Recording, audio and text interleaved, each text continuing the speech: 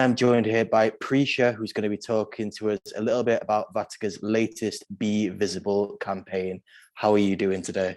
Yeah, I'm good, thank you. How are you? And yeah, thank you so much for having me. No worries. Yeah, I'm good as well. For the listeners out there, do you mind just telling us a little bit about yourself? So I'm Prisha, I'm 21 years old, and I have a rare chronic condition called Sturge-Weaver syndrome, which affects the brain, the eyes, and the face. And it's caused me to have no vision in my left eye and a birthmark. And day to day, I work in digital marketing, and I also work on campaigns to kind of help other people feel more empowered. Do you mind just telling us a little bit about Vatica's latest Be Visible campaign and what it stands for? So when I heard about this campaign, I thought it was an incredible opportunity, and I loved kind of how it turned out. And their campaign is to show how we as individuals with a disability or a visible difference can kind of really empower other people and other people who don't have a disability to see the ability and not the difference. And that's kind of their main slogan. And it was a great campaign where 5 incredible women were joined together to one, showcase their products, but also to show the importance of stereotypes and in the industry and how we want to change the stigma, that we can be in the media, we can kind of be normal people every day, hanging around, being with friends and family. Like, you know, we deserve to have a platform as well in the media, which is quite important. So I'm really fortunate that we've got this opportunity to kind of celebrate our visible differences and showcase that too. So would you say that changing that stigma is why the campaign is so important to you, or is there another reason that is why it's so important to you? Yeah, that's basically one of the main reasons why it's important to me, because growing up, I was bullied with my condition and my birthmark, and I ended up having a lot of treatment and operations for my eye, but and my birthmark, and no one really understood why. And on the bus to school, I used to get stared at, people would make remarks, even going to the local shopping centre, people would just look at me continuously, and I still get that every day now, even when I was on holiday. And I feel like there's a stigma or this breakdown of anyone with a visible difference. It just shouldn't be part of society, and I really want to change that. And like the other campaigners, we really want to show to everyone we are just like everyone else, and we can succeed and we can achieve our goals despite any obstacles that we had previously overcome. Do you feel like there's almost an extra level or layer added to that when you consider the fact that you're growing up as part of a South Asian community as well? Yeah, definitely, especially in the South Asian community. Personally, I feel like you can't really talk about feelings or emotions. People often end up being like, what are you talking about? Like, this isn't kind of a normal thing for them. And I kind of want to break that down further, because I also did an apprenticeship and not go down the typical uni route. And in the South Asian community, I got a lot of backlash from people because they were like, you should just go to uni, etc. So having that on top, as well as a visible difference, and trying to, you know, show it on social media, a lot of people were around me saying, oh, you're not part of this community if you're kind of talking about it or raising awareness, like you just have to deal with it yourself. And I'm very grateful that I am very close to my parents, that I was able to have that relationship with them, that I could talk to them about it. And times where I was not confident, I didn't want to leave the house, they were able to support me. So you've spoken about wanting to make a change in the world, both as part of this interview and also beforehand as well, and changing the stigma, that sort of thing.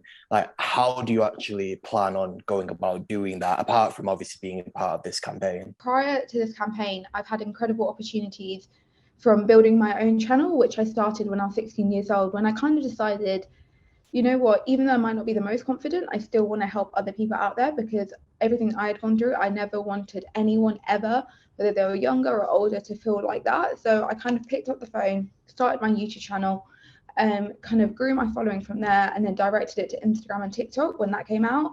And because of that, I've now been able to kind of grow a following where it is my niche of anyone with a visible difference or a disability. And since then, I've been working with certain brands like Sleek, so a makeup company, on partnering, you know, to really advocate for visible differences in the beauty industry, which is another great thing that we've been able to tackle.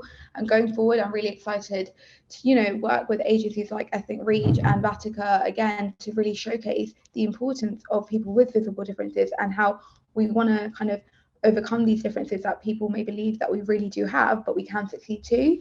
And I really can't wait to, showcase this on my YouTube and really build that up with my following so that they feel empowered and confident themselves to be able to post a picture without makeup, or that they feel like they can apply for a job without worrying about what the visible difference is, etc. Yeah, definitely. And that's like really inspiring to hear as well. And I hope that that continues to go well for you. Just off what you were saying then, I couldn't help noticing how you're like, oh, I decided to like pick up my phone and start doing this. In a way, do you feel like it's almost better? You're 21, right? So you were born like at the turn of the millennium. You've grown up with social media, etc., which I imagine for someone with a visible difference can be a bit of a struggle sometimes. However, on the other side of things, you also feel like it's good because it's actually allowed you to make so much out of this.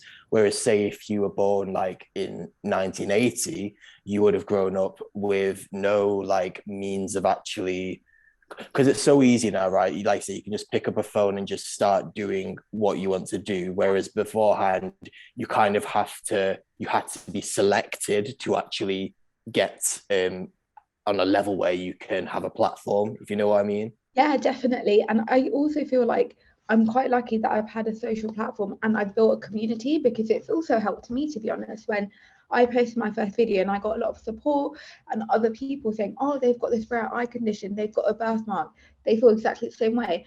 That also helped me, and I'm really grateful in a way. Don't get me wrong, I've had the fair, harsh comments of social media, but it's built a lot more positive in the sense of building this community, the DMs that I get from Instagram saying, oh, I've gone through a similar situation. And as much as it helps them, I also feel like I'm not alone. And I quite like that idea of social media and building this community to, really bring and embrace everyone to feel empowered that they can do it. And by talking about it, there is kind of no downside, because you're all helping each other. You're going through what we've all faced, which I really love about it. Like I say, you might have those few like harsh trolls or whatever, but there are a lot of positives to it as well. Yeah. Obviously, you've got this campaign at the moment. You've talked about how you're working in digital marketing as well. But just on a personal level as well, like what's next for you? Like, what have you got planned for the future? So I'm hoping to actually, with my current role, I'm really excited to move to Dublin, and in the next few months, I think. And because of that, I'll be able to like document my journey, especially in the South Asian community, kind of moving away from home, what it's like going to be moving, especially with my birthmark. I'm really excited to share that journey of like moving somewhere where I've completely lived at home for 21 years of my life because I didn't go to uni, and really hoping to show people we can do it and we kind of can break these stigmas. And with my visible difference, I think it will be a big journey, moving out by myself, dealing with any times that I might feel insecure in Dublin when I'm alone. But I am excited for that. And I think it'll be a really great change, which hopefully I can share with other people so that they feel not alone too. Yeah, no, that's really inspiring to hear. And if there are any listeners out there who are wanting to follow you on that journey, where's the best place to keep up to date with you? So it's best with my Instagram, which is Prisha Bathia, and my YouTube channel as well, which is Prisha Bathia, and TikTok, which is also just my name. Great. Well, thank you so much, Prisha, for taking the time to speak to us today. And yeah, good luck with everything. Amazing. No, thank you so much for having me.